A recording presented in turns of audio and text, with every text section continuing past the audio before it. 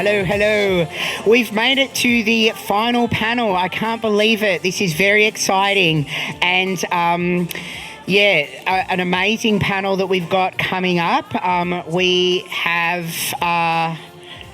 There we go, Beyond Survival, Writing Trans Joy. This is our final panel for today, and we've got some absolute superstars who are coming to join us now. So please welcome Dylan Hardcastle, Hayden Moon and Madison Godfrey for a session chaired by Eve Rees.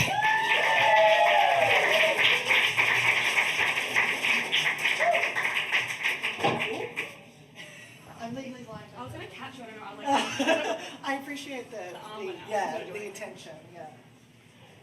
Hi, everyone. My name is Eve Rees, and I'm going to be chairing our final session of today. Before we begin, I'd like to, of course, acknowledge that we're meeting on stolen and unceded Wurundjeri land.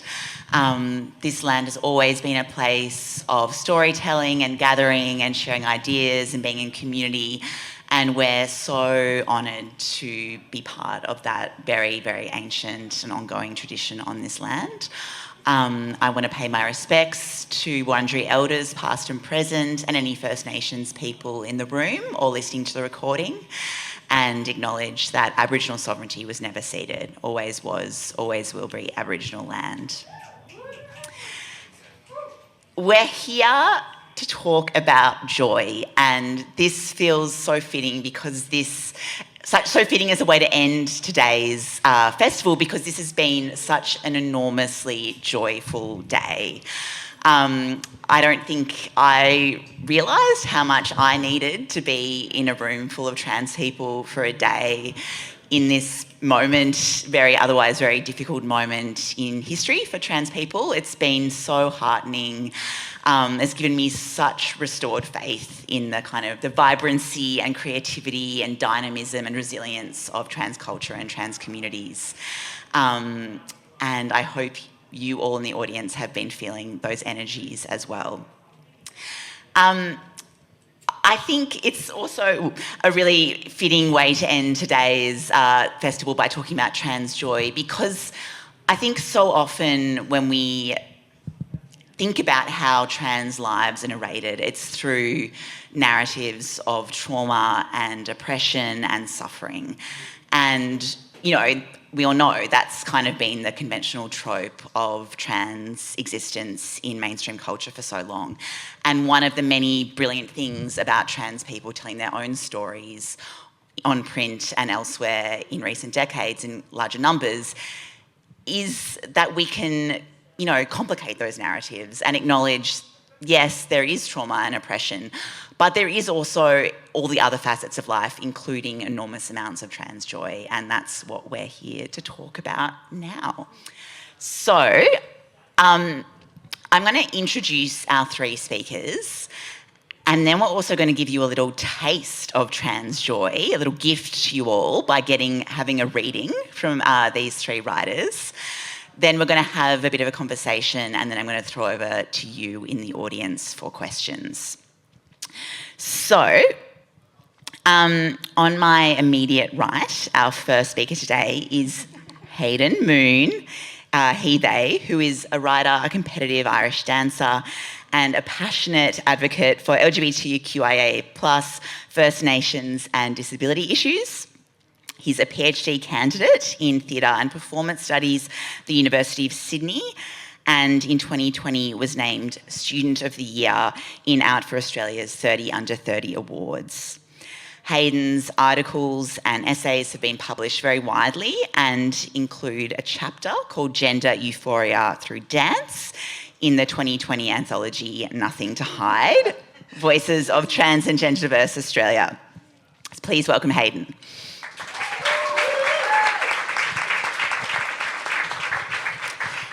Next in the middle here we have Madison Godfrey, they/them, who is a writer, educator, editor based on Whadjuk Noongar land, an internationally acclaimed performance poet. In 2021, Madison was awarded the Western Australian Youth Award for Creative Contributions. Their latest book is Dress Rehearsals, published by Allen and Unwin in 2023. Described as a memoir made of poetry, Dress Rehearsals is a love story to the queer self that asks what it means to wear femininity in a world where it constitutes both a bullseye and a ball gown. Please welcome Madison.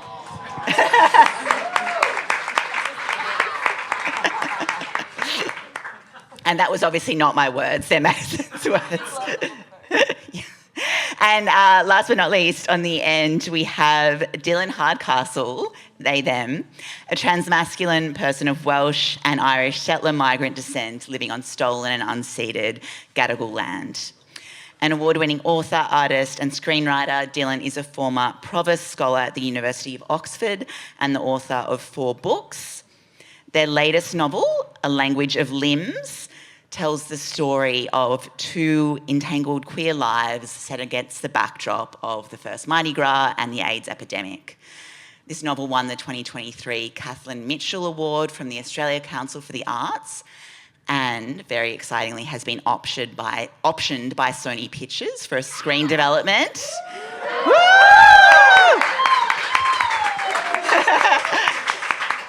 And I believe about 36 hours ago, Dylan completed their PhD.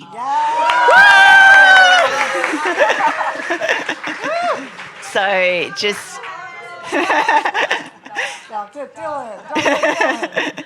Kicking goals all round. Thank you for these very warm welcomes to our speakers.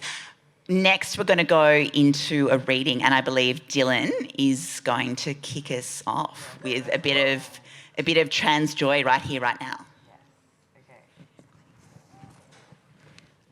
Thank you so much, Eve. Thank you also, Sam, for bringing us all down here. This day has just filled me with so much joy. I'm down here from Gadigal land, and I feel so extremely blessed to be here. I'm going to read from a new book, and I'm not going to tell you anything about it. All right. When Elio feels himself beginning to fall, the jacarandas are out, blanketing every footpath and windowsill in soft lilac. He takes off his shoes when he walks across the park to meet her by the water. It's golden hour and the sky smells of salt and jasmine. He walks over fallen jacaranda flowers and feels the pad of his foot gently flattening the petals into the earth. Sage is lying down on a cotton blanket spread over the grass at the harbour's edge, one ear to the ground, and she must have been able to hear the echo of his walking, like a memory from the future, because she sits up before he reaches her smiling. His grin is ridiculous. He's all teeth and pinched cheek. She turns to grab something, then turns back to him and offers up 2 flowers she's cut from someone's front yard, with the secateurs she carries always in her handbag. He looks down at the stem of lavender and the cutting of yellow wattle in her hands, and now he's on his knees. Sage had told him on their first date about a young biologist from Turtle Island who once asked her university professor why she so often found purple and yellow flowers growing beside one another. The professor had scolded the young biologist for asking such a daft question, telling her that was not science. Elio was sitting with Sage in the musky red haze of a French bistro as she described how that young biologist had continued to tend to her curiosity, desperate despite her professor's dissuasion. The French bistro they were sitting in lay beneath the city's central business district. It was populated that night almost entirely by suits drinking dirty martinis or whiskey from the top shelf, poured neat amber into crystal. The place smelt of leather and brine. Neither of them was drinking alcohol, so they ordered 2 soda waters, much to the displeasure of the waiter. No one was smoking either in the French bistro. Such a thing had been outlawed for over a decade. And yet, as Sage continued to tell Elio this story in this booth, in the dark corner of this room beneath the city, with nothing but a candlestick burning between them, he felt as if he could roll a cigarette and light it off this small flame before him, and no one would see or say anything, because no one in that moment existed beyond her. He took a sip of his soda and held the water in his mouth as Sage described how the young biologist had trusted her instinct, or maybe it was her heart, Whatever it was, she trusted and eventually discovered that purple and yellow flowers were simpatico, and that they attracted the honeybee toward them in ways that were entirely hinged upon their being together. The sun sets now, and they walk through the park, through fading dusk, across the fallen jacarandas to his apartment. He's holding her in one hand and clutching the lavender and the wattle in his other hand. They're silent as they walk, and he thinks of how silence is, in this moment, more intimate than even the most tender confession. Later, as night falls, they are in their underwear, and he says, "Feel how wet I am." And in the burnt light of a candle, she says, "If I touch you, it's over." He smiles, and she slips her hand into his boxers.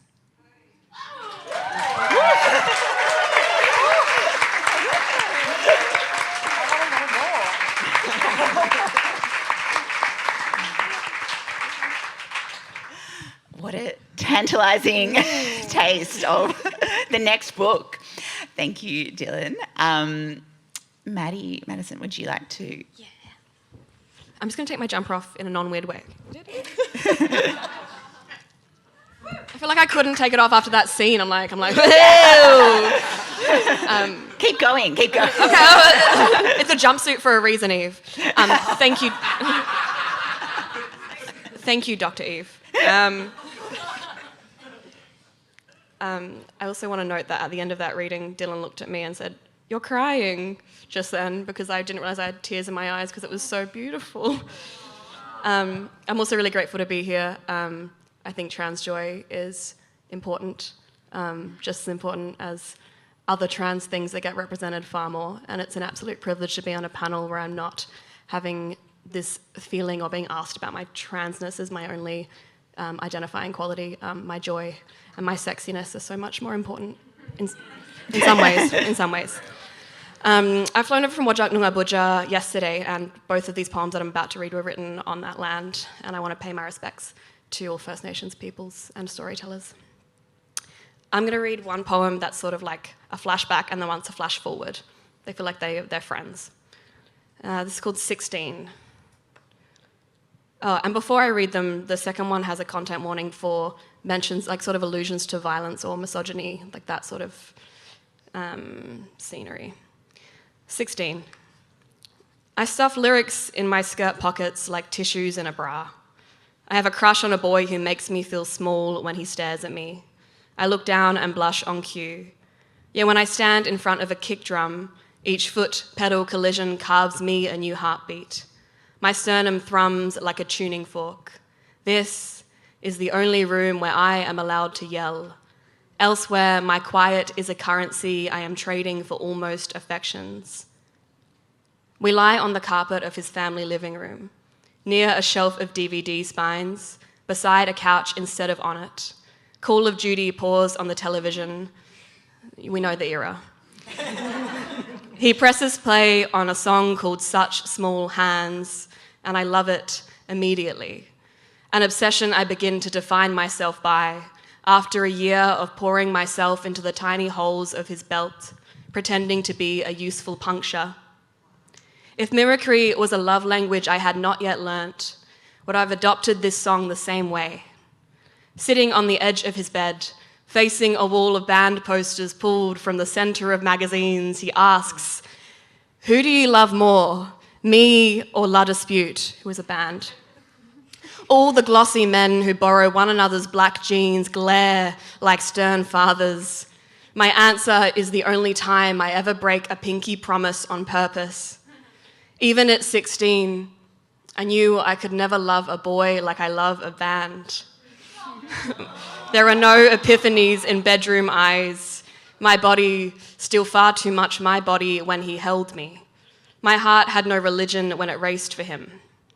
I'm still searching for some of the songs he showed me, but I've mostly stopped seeing him in empty supermarket aisles. And then, look, you can see the time that changes, because it's a memoir. Ooh. Made of poetry. The years passed like pages.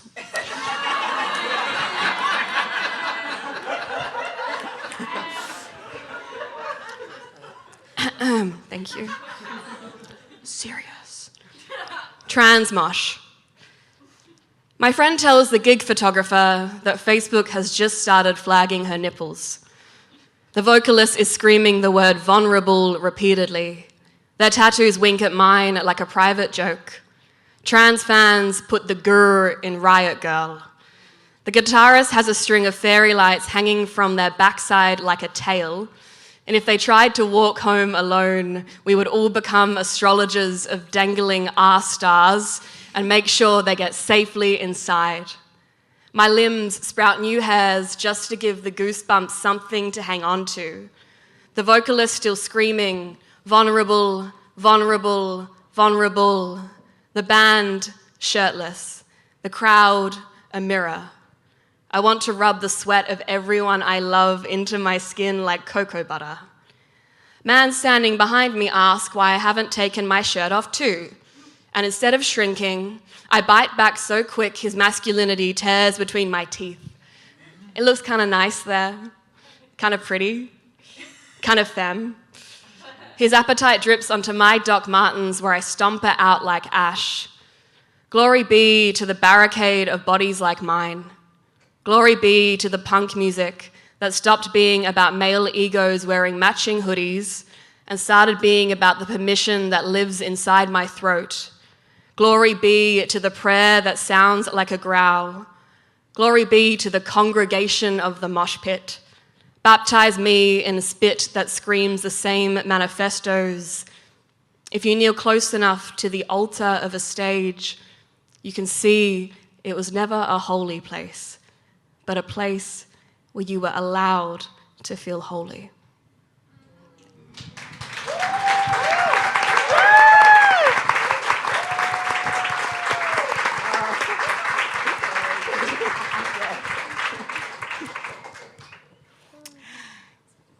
Now for Hayden.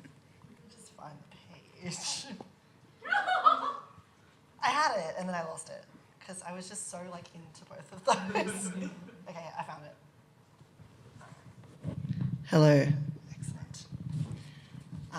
I also want to acknowledge that we're on the stolen lands of the Wurundjeri people, and I pay my respects to their elders past and present and recognise that sovereignty was never ceded.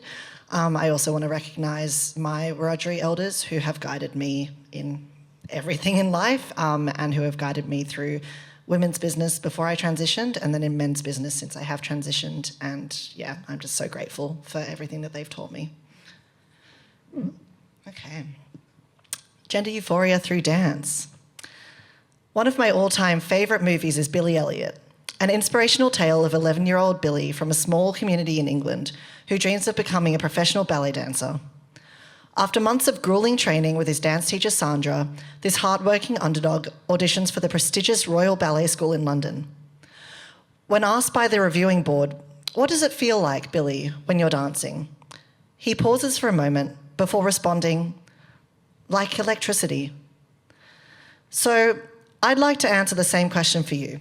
How do I, Hayden, feel when I am dancing? If I had to summarise the feeling into one word, free. I feel free from the binds of societal structures. I feel free from my own complex connections to my body. I feel free from all the racing thoughts in my mind. When I am dancing, I finally feel at one with my body, and I truly feel like myself.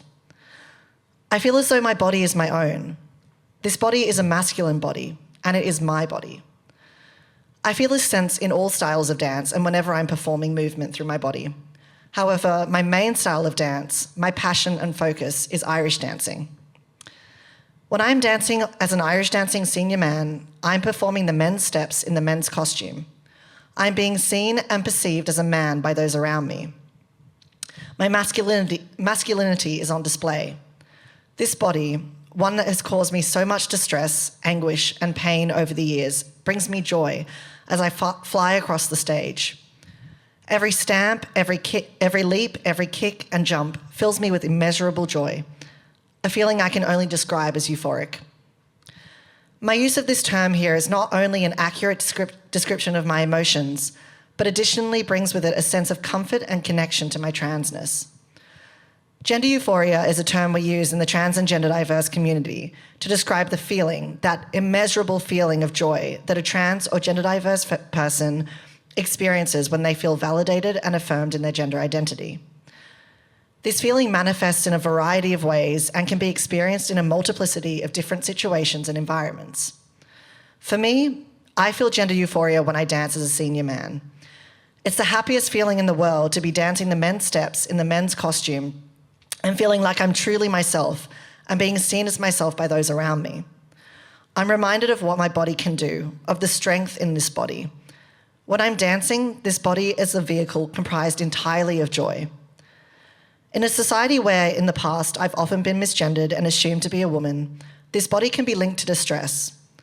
Dancing reminds me that this distress is not caused by my body, but by the expectations and assumptions placed on my body by others who aren't seeing the real me. Sorry. Suspense.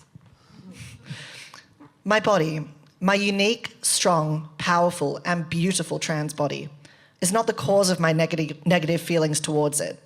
Those are caused by society. And when I dance, those negative feelings dissipate and are replaced with gender euphoria. In 2018, I became the first person in Australia to have competed in both the senior ladies and senior men's sections after advocating for a change in the official Australian Irish dancing policy, allowing trans people to compete as our true selves. This is my story. And the rest you'll have to buy the book for. Thank you. And do definitely buy all the books. they're definitely worth reading. Thank you all for those spectacular readings, which I think just really conveys in a really embodied, visceral way the pure joy that is infused in both the subject matter of all your writing, but also the way you all write, the kind of playfulness, the sense of energy and vitality. It was a really joy to hear you all. I want to step back now and I suppose think about transness and joy more generally, because when I sort of first got the theme for this panel, I was taken back to when I first realised I was trans and the kind of sense of terror about my future that I think so many of us experience because we'd only seen narratives of trans suffering and trauma and thinking, if I'm trans, does that mean I have a life of, being alone and miserable ahead of me? And then what I ended up experiencing was that once I affirmed my gender, I experienced more joy than I ever had before in my life. That I felt at home in my body, I felt like I found my people, I could actually, experience the full spectrum of what it meant to be human in a way I hadn't had before. I was much less disassociated from myself and my life. So then when I read in Dylan's book, there's this wonderful quote about joy that I want to read to you, which really, really resonated with my experience and made me think about the importance of highlighting these joy narratives. So Dylan writes, and this is a main character's voice, "Look at our joy, our glorious, glorious joy. It is radiating, and all I want is for the world to see that I am bursting in love." And I love that kind of idea of calling the world in to look at our joy and to see that our lives are capable of containing so much more than we're told they can contain. So I want to ask each of you about that kind of impulse to say, look at our joy, like look at, what we can contain. Do you want to? Sure. I actually immediately thought, I went to Bali with my sister in September. I'm also just coming to terms with how my voice sounds on this microphone. This is the first time I've been on a panel since starting tea and I'm just loving it. I'm like, this is trans joy.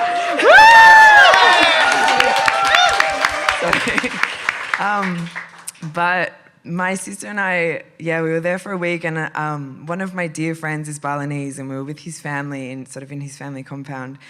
And we'd had lunch and basically his family's loosely part of the royal family in Denpasar. And so he was like talking about, this afternoon we have to go to the palace because there's a new roof on the temple and we have to bless it. And so I was, kind of imagining, my sister and I will leave when you go and do that. And then he says, and so I've asked the king and I've got permission for you two to come. And I was like, oh, okay, great. And having been there with him before, I knew that going into the temple that there was somewhat of a, there was like a men's section and a women's section, and I kind of just had this moment where I was like, oh God, I don't know what I'm going to wear. Am I going to have to wear a dress? And so he looked at my sister and he said, all right, you're going off with Johanna, his wife, and then he said to me, and Dylan, you're coming with me. I was like, oh, okay. And so I went in and he dressed me in sort of the men's ceremonial clothes, and then I was on the back of his motorbike driving through Denpasar city on the way to the palace. And the sun was setting and I just was like clocking my reflection in like passing windows. And the grin on my face was so ridiculous. My sister was like, oh, you're happy about this, are you? And like I came back to Australia and like literally walked straight into the GP and I was like, that thing we've been talking about for a long time. I think, I'm ready to do it. I'm ready to go on tea. And yeah, the reason why I tell this story is because when Gung and I were talking about it afterwards, he told me that he essentially, when he was asking for permission to bring us, he had said, the king had said to him, well, is this person a boy or girl? I'm confused by the way you're talking about them. And he said, well, you know how Shiva is our highest god in Bali? And the king said yes. And then Gung told me that he said, well, Shiva is half man, half woman, and Dylan's something like Shiva. And the king apparently said, okay. And that was it. And the point of this was it just made me like think so much about, the two-sex model is an extremely recent invention, having only dominated our culture as like a tool of colonization and really only having been around for less than 2 centuries. And it was just such a beautiful reminder that like we are so old and that trans people have always been here and always will be here, and that this like insistence to write us out and to expel us from public life and from the public imagination, it sounds so corny, but like our joy really is the pushback against that, and just the assertion that no, this, we are here and this exists.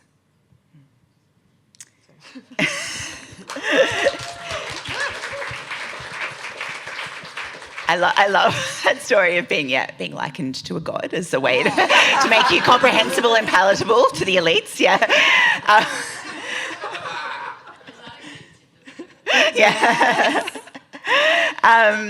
What about you, either Hayden or Maddie? I've genuinely forgotten the question because I'm knee deep in that story. Okay, the question was just like, tell us about your impulse to say, look at our joy. Yeah. Hayden, did you want to go first? I don't mind. You go for it. Okay.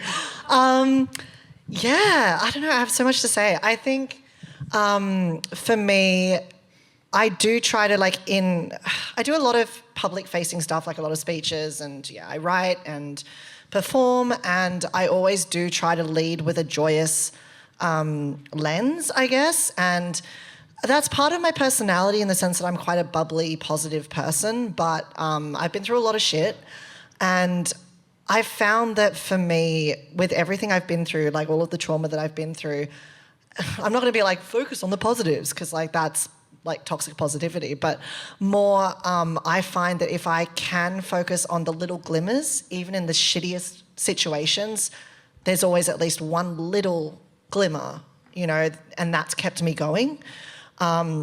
And so I do try to, especially in these really hard times when I've got a lot of like trans kids in my DMs really, really struggling, I do try to say, well, these are the things that I love about being trans, and what's something that what's a small thing that's happened to you in the past few days that makes you feel really good or really validated in your gender identity. And sometimes it's the really small things, or for different parts of our marginalised identities. Like a friend of mine just got her nails done for her birthday, and she's having a party, and she got them done in 3D because she was like, well, I know you have low vision, and I thought that you might like to feel them because right? You know, and like, I was like, that's so sweet. And she was like, oh, I thought you'd find it funny. And I was like, no, I find it really sweet. Like, you know, and sometimes it's something really small like that, like a little, like a 3-year-old called you dad by accident or something, you know, like sometimes it's something really small, but like that little small gesture can mean so much.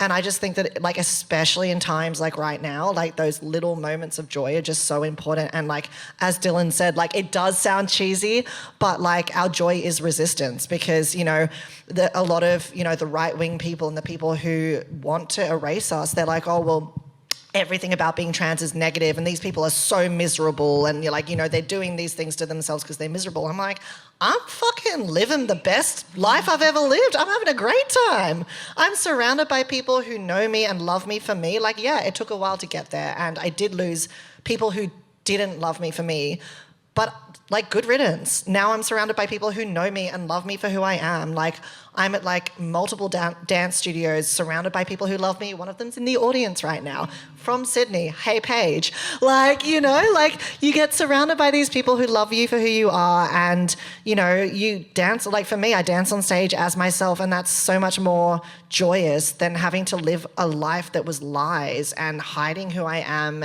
to be accepted by people who don't actually know me.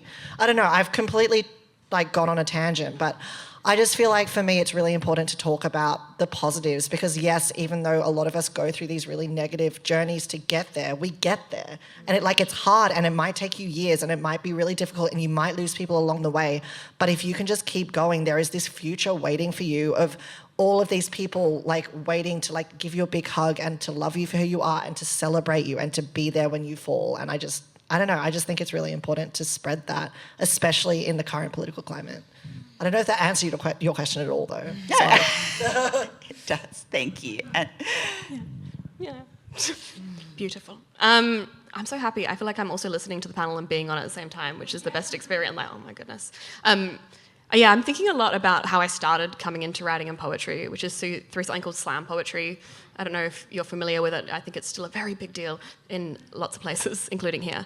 But slam poetry is something where you get on stage and you have 2 minutes is like the limit in this country to tell a story, and then people hold up scores on a whiteboard and they take out the top and the bottom scores to create a mean, or basically if like your ex or your lover is in the crowd. So just get the middle 3. However, I have both here today. No. One of the things that slam poetry perpetuates and encourages is something that I call a points for pain mentality. Because you only have 2 minutes, right? So there's this real tendency for young poets especially, I'm talking like a lot of teenage poets, a lot of poets who feel underrepresented, they get on stage and they will talk about the worst thing that's ever happened to them for 2 minutes. And a lot of the time this is with no safeguarding, this is without having the support networks. It's just because 2 minutes feels like nothing until it's 2 minutes of pure trauma to be judged on by strangers who might not let you win. And then if you do win, you have to keep going. And I kept winning. Oops, accidental brag. So I basically ended up trauma dumping professionally for a long time and getting rewarded. And I did this for ages, and it was my whole career, and it's how I came into writing, and, you know, I did all of that. And then I reached a point where I realised I didn't love what I was doing, and it never allowed me to be loved or to be known. I think as trans people, when we shut ourselves off to joy, Eve, you said this in your intro to the question as well, being trans allows you to find people and find community. And I think a lot about how not letting myself be known for all of myself has stopped people from loving me entirely. And it's been this defense mechanism.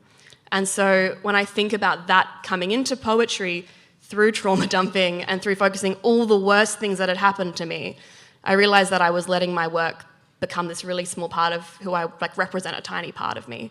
And because of that, I drew this like really clear line for myself where I was like, nah, I want to learn how to write a happy poem. And I kept asking people, like, how do you write a happy poem without it being like shit, you know?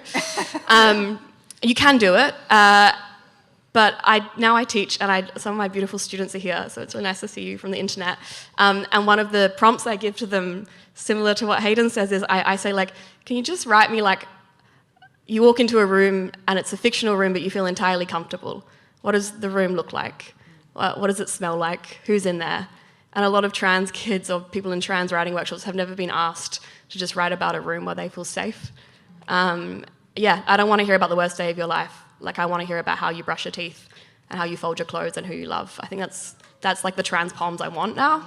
Yeah, so I'm trying to remind myself of that. Thanks. Thanks. Thanks, Maddie. Even though your work is all like quite different, you're working in different, media and exploring different kind of issues. Thinking about your work collectively, I was really struck that for all of you, the kind of theme of joy is linked to embodiment. That there's, discussion, really beautiful writing about sex, about dancing, about mosh pits, about clothes. It's sort of joy experienced through and in the body. And I kind of wanted to ask next about that relationship. Do you think there's something kind of particular about trans people finding joy by coming home to the body, when for many of us the body has been perhaps a complex place for some of our life? Okay. Oh, hang on. No, I got it. No, I don't, actually. It's so close. It's cooking. I can feel it. If either of us talk, then you'll lose it. So Okay, we should Just wait. go. Everyone look away. The body in the body. Yeah. Okay, I got it.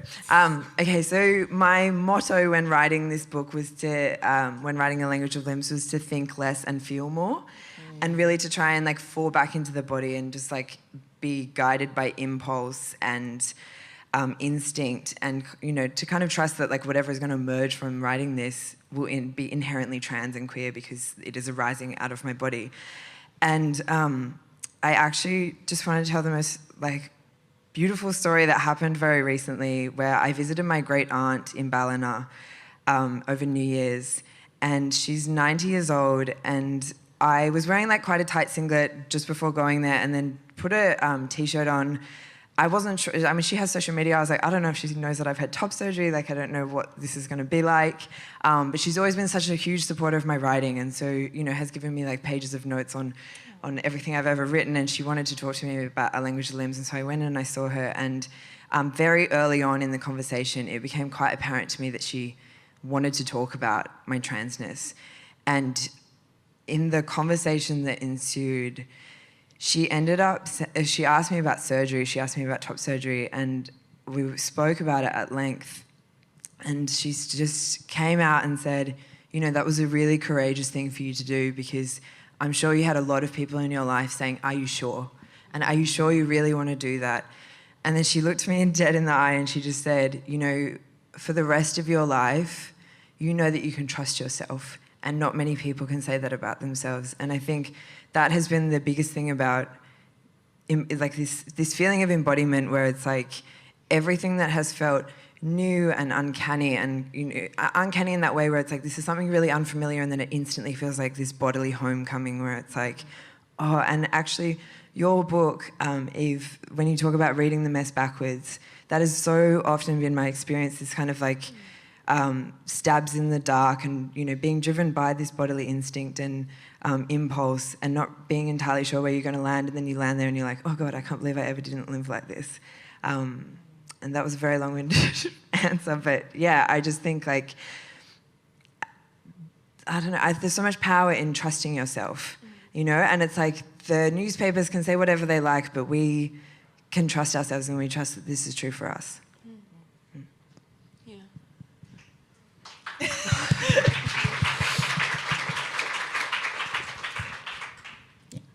Yeah. I think a lot about my obsession with the body as a positive and a negative, something that I'm really fascinated by, but sometimes I wonder if that writing obsession is sometimes a limitation. I reached a point last year where I felt completely outside of the body after a series of incidents that happened. In addition to my usual chronic pain, it all changed suddenly. And at that point, how old am I? 29, I think? Yeah. I've hated the ocean and the beach my entire life. and I had this like really sudden, strange. I hate the beach. I hate like it's sensory night, like sand, ew. And I just texted someone, my friend Lenny, and I was like, "Drive me to the beach, please." And at this point, like I'd been in a car accident and I was struggling to move the ways I wanted to move. I couldn't dance anymore and I couldn't play my contact roller derby anymore because I was struggling. I know, so I couldn't hit people. So I was becoming really, no, I'm fine. But I got taken to the beach and I entered the water and I felt this sudden sense of coming home, like this sudden return. And there's like a lot of writing about this. I could talk to you about all the texts, but that's nerdy. And instead I'll tell you that it was like this strange awareness that I still lived in a body. And I think as someone who has written, and this is like, I've written multiple books about this, essays, I've got a PhD about the body, and suddenly I had no language for it. And I think I was searching for language and I realized I couldn't find language anymore, which is the scariest thing as someone who grips to that. And then I went in the water and I was like, oh my gosh, language sucks. And the search for it is inherently searching for something that I can control and hold and make sense of, when the actual thing to be made sense of is the senselessness of this chunky, lumpy, beautiful thing that I live in. And so, yeah, I think for me, embodiment is something I don't have an answer to at all. All I can tell you is that then I went to the ocean every single day for months. And it wasn't the ocean months, I get told, and I didn't own a towel, I didn't own a beach towel. So I took a bath towel to the beach every day for months, and someone who's here was so ashamed that they bought me a bath towel for my birthday that year, because they were like, I can't handle this anymore. And yeah, I learned that I couldn't find language for that. And I don't know if that's trans, or if it's a disabled lens, or if it's a Madison lens, which is fine, it's a real thing. But I let myself be held by water, and I learned to be held by it. Yeah. Thanks. Oh, thanks. I don't think it's possible to write about being trans without embodiment. I don't know if everyone's going to agree with me on that, but that's how I feel. I feel like, and sometimes it feels like, I want to say unfortunately, because, unfortunately, the trans experience is so tied up in our bodies, as much as we try to not so much disconnect from it, but, try to help people understand that being trans doesn't have a look and it doesn't have a specific pathway and that everyone's journey is different. That's still absolutely true, but we still have a body, and again, sometimes unfortunately, we have to realise that we've got this body for the rest of our lives. And, every now and then I've been in bed at like 3 a.m. and I'm like, I'm stuck with this flesh vessel forever. Kind of sucks, And I've had to learn to love my body for what it is. I found it really beautiful in the trans bodies session earlier, when people were sharing their experiences, and someone mentioned having experienced an eating disorder, which is very common in the trans community. There were recently studies on it that my friend Kai ran, and 99.95% of trans people who were surveyed have experienced disordered eating, which is concerning, but makes a lot of sense because we are treated so poorly in society and we're not given the help that we deserve, and we're told that our bodies are wrong, and there's so much negativity, and so it just feels like there's not a way to exist in this world as a trans person where you're not constantly thinking of your body. And my mission, I guess, in life is to make those constant thoughts, to at least make majority of them positive ones, or at least neutral ones, And that was a big thing for me in my recovery from my eating disorder, was trying to learn that, I don't have to love my body every day. And I don't think anybody in this world loves their body every day. But I want to at least treat my body as like someone that I love every day. Like I don't have to love what I'm seeing in the mirror, but I need to treat myself like I would treat my best friend. And I think with how much we go through with our bodies, embodiment is something that we really need to focus on, and especially when we're thinking hormones and surgery, or if we're not thinking that, if, not choosing hormones is the way that we empower ourselves, that's also being in your body and learning to love your body for what it is, and learning to love your trans self and your trans body. I don't know if that answers your question, but I feel like there's no way to exist as a trans person without considering embodiment in whatever way that looks. And hopefully we can all get to a point where those feelings of embodiment are positive ones, which is why dance is so important to me. I do Irish dancing, I do pole dancing, and that's when I feel the most free. That's when I feel the most, in touch with my body. That's how I've learned to love my body, is to, look at what my body can do and to look at like my unique, my strong, my beautiful trans body, the way it's changed, the way it is continuing to change, the way it will always change through age, through transition, through, just being human and learning to love that.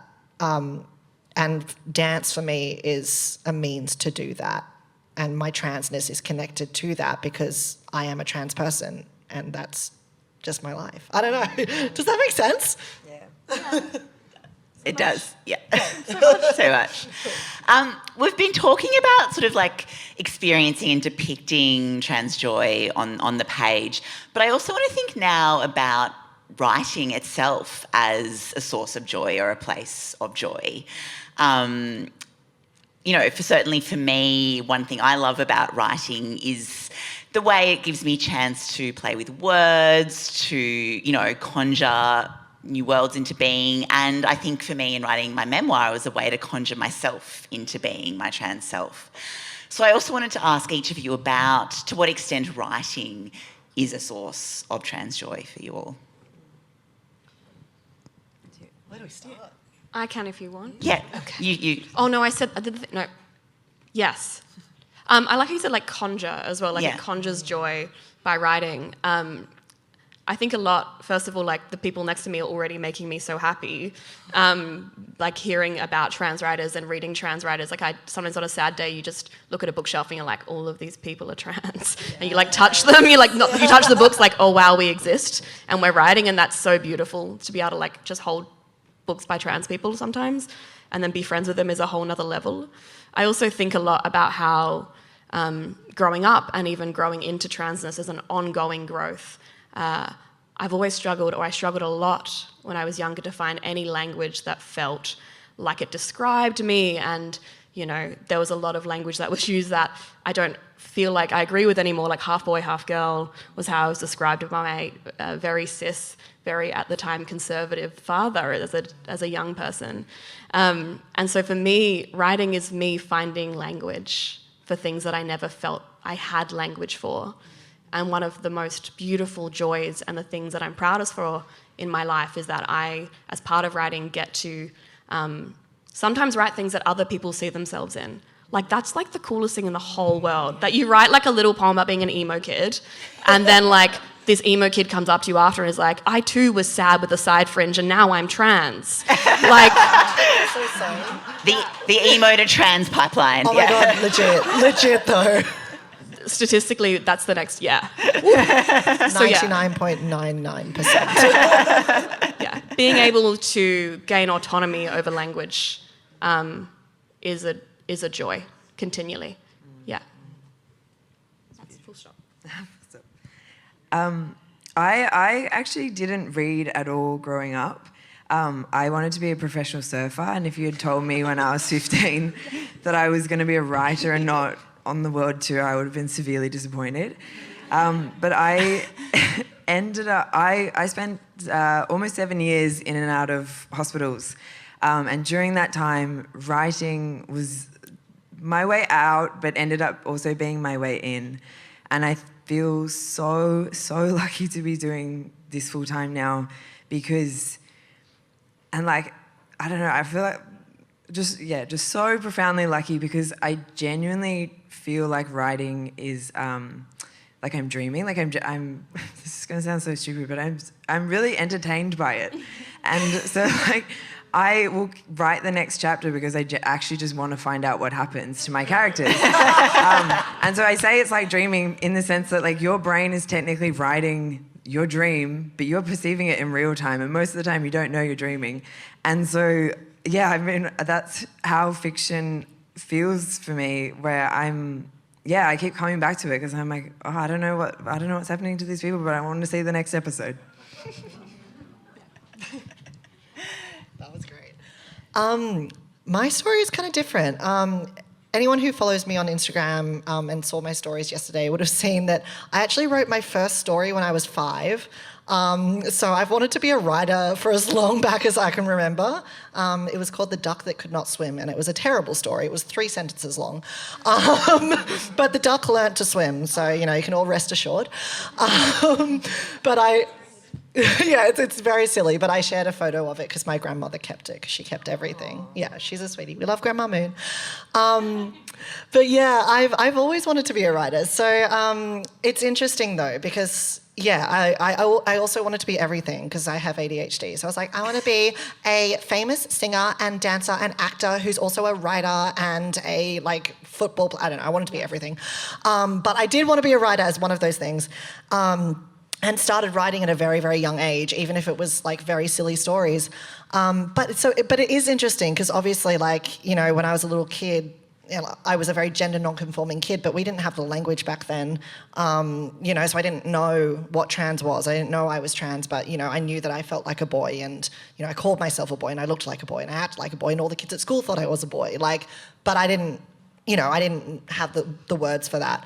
So I think if you'd told me as a little kid who loved writing these stories and said, I want to be a writer, I want to be an author, that I would end up, being a trans author who writes about his lived experience of, being trans and how much he loves trans and being trans and, writing about his trans joy, I just, I wouldn't have even known what that meant. So it's really interesting for me. It's I've lived out my childhood dream, but in such a different way that I never would have envisioned as a child.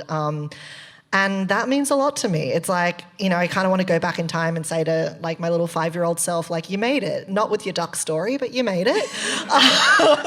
And I just think it's so important because it's, it's really important to me to be writing about joy in any sense, but to be able to write about trans joy and maybe reach a little kid like me who is having those same feelings about their gender that I was having.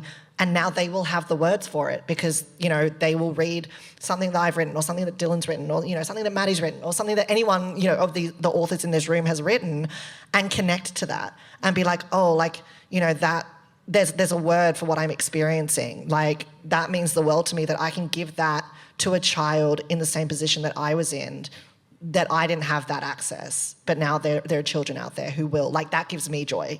Giving them joy gives me joy, just kind of like what you were saying, Yeah, does that answer your question? Yeah. Thank you. Well, joyfully, we still have a few minutes for questions. So if we would like to, in the spirit of experiencing joy through connection, are there any questions from the audience for our panel? I think we've got a roving mic. Oh, there's a question up here. Hi, thank you. Thank you so much for sharing your trans joy with us all. I'm sure I speak for everyone in the room. My heart just swelled listening to you all. So thank you so much. But to the question, and all of you can answer it, but I guess it's more pointed at Dylan because I've read, more than one of your works. Do you feel that now that you've transitioned, that the way that you can express joy in your writing differs from your earlier works? Yeah, absolutely. Thank you for being on this writing journey with me for multiple books. That's very cool. It's interesting.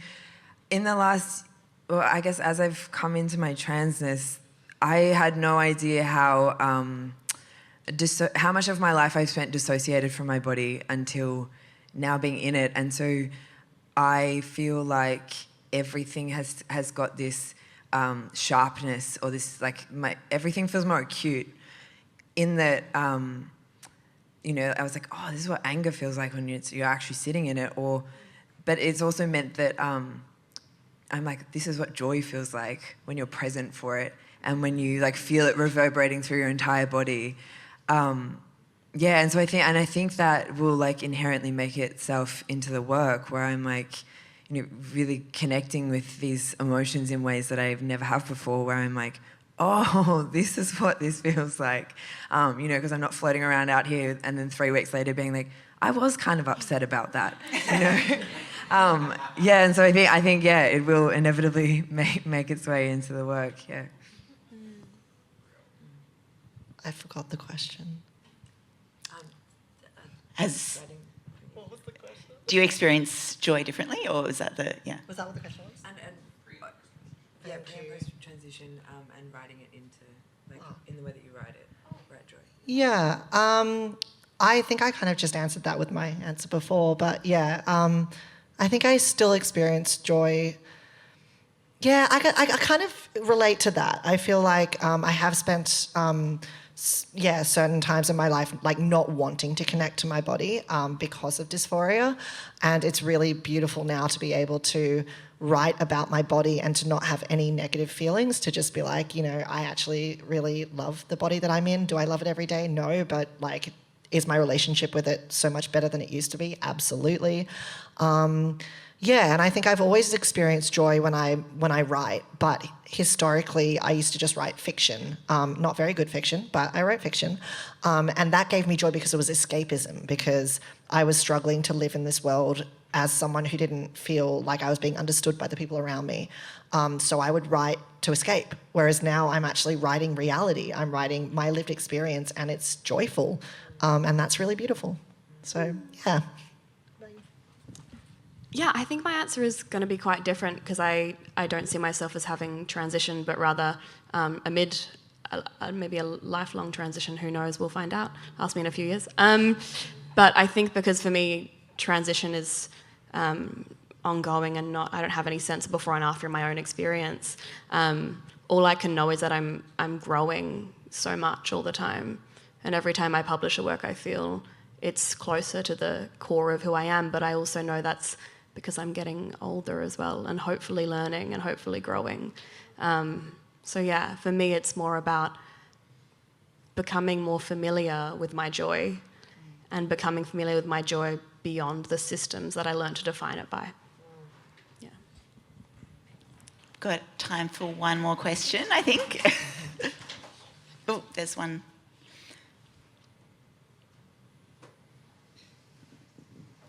Hello, my name is Lee. My question is, what will you take with you from the panel today into the wide world?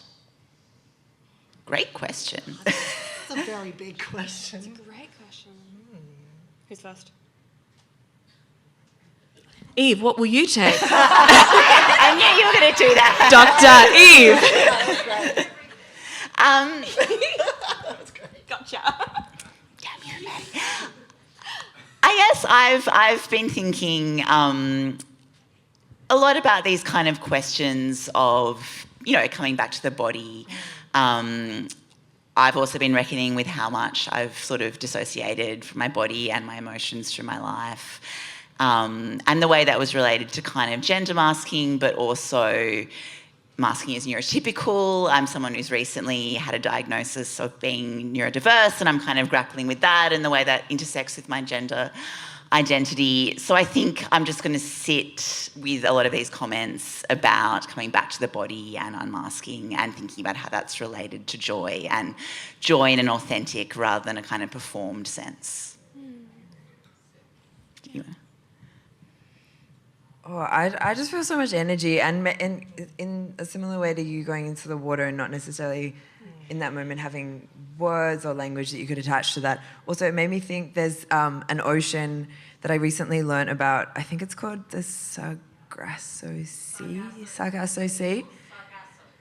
And it's a sea bordered by other waters, like by other oceans. And I just thought that was the most beautiful picture of a trans body, if I've imagined one. And I think, today it has just, I just feel so filled up by today. And so grateful to everybody that shared, and also the beautiful audiences that we've had all day. It's been so special, and I feel energized, and electric.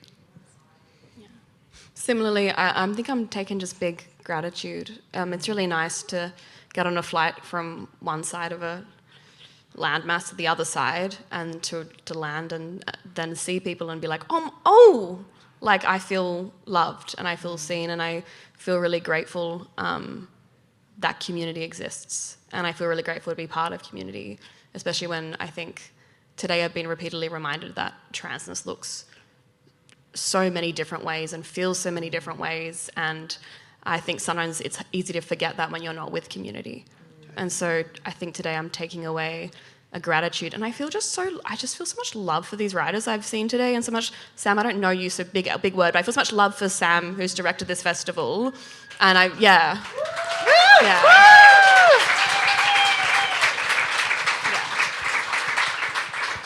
I just feel really grateful that this exists, and I think this will save lives. And I will also take away there's an ocean surrounded by oceans, and I'm going to go fixate on that for like at least 3 hours. If you see me in the bar Googling, that's why. Bye.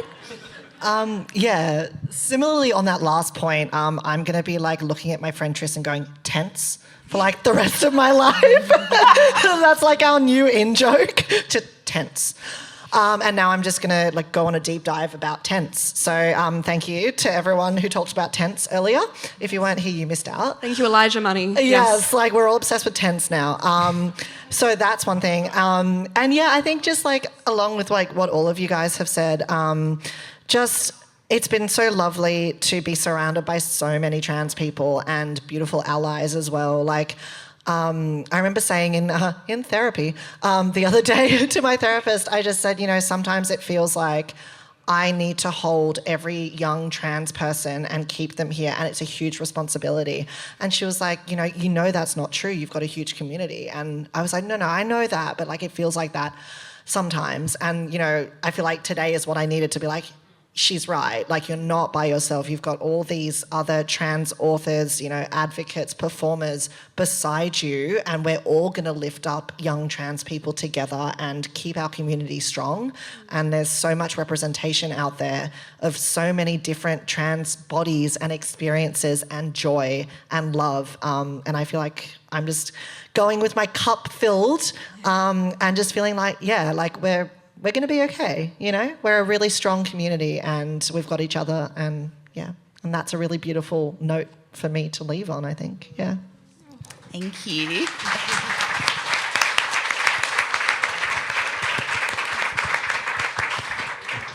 Well, I think Sam will be pleased that we're only ending this panel 2 minutes over time, which I think is a record for today. That's pretty good for neurodivergence, can I just say? Yeah. But I also, before I give up the microphone, I also just want to echo my thanks and acknowledgement for the labour that Sam Elkin has done in directing this festival.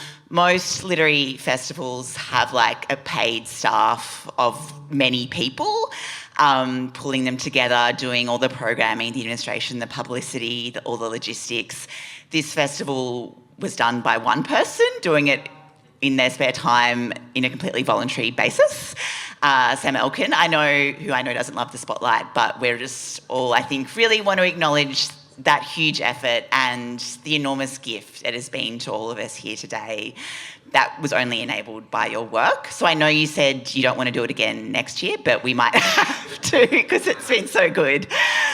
So thank you again. And that concludes the final panel of today's inaugural Trans Book Festival.